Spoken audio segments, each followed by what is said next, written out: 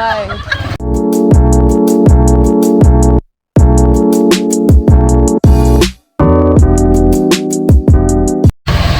Ayan mga kaibigan, samahan niyo kami sa aming pag-alis ngayong araw. Hi! Ay, tawa.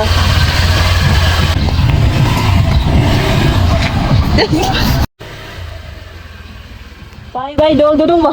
Ay, nakakalaga naman. Ayaw, di ba? Ay, tawa. Bye lang. Okay. Adi ay. Ano? Adi ay.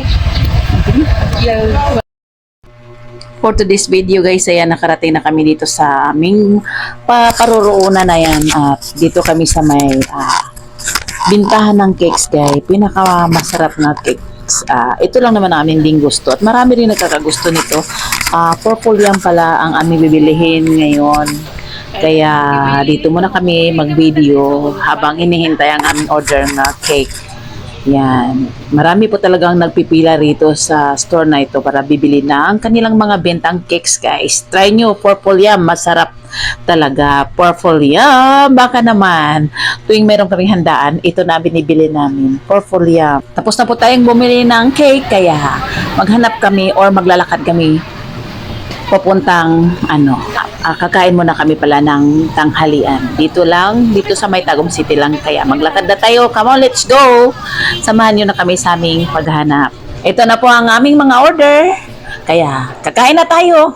Yan, miss na kumain ng aking anak dito sa Mang Inasal. Paminsan-minsan lang siya kasi sumasama sa akin dito sa Tagum. Kaya dito talaga ang pinili niya nga kami kakain. Samahan nyo na kaming kumain mga kaibigan. Dito pala ito sa May Mang Inasal dahil ito talagang pinili niya. Kaya kain na tayo. So ngayon tapos na kaming kumain. Dito na tayo sa palengke. Mag-ikot tayo dito at humihingi ng tawad.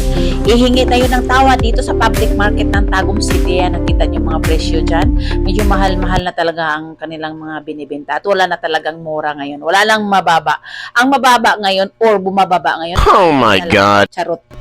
Kaya po dito tayo hihingi ng kapatawaran o patawad o tawaran natin ang kanilang mga binibenta. Ayan.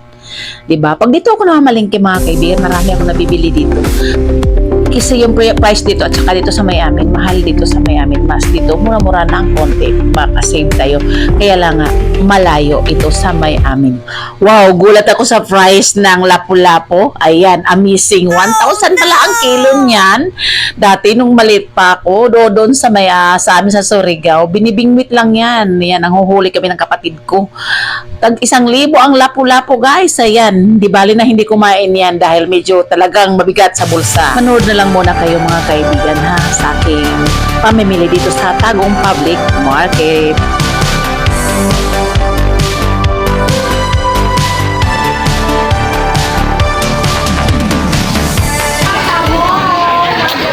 Bakaw na labi no. Ayan, bumili din ako konti ng shell guys. At uwi na tayo guys. Samahan nyo na.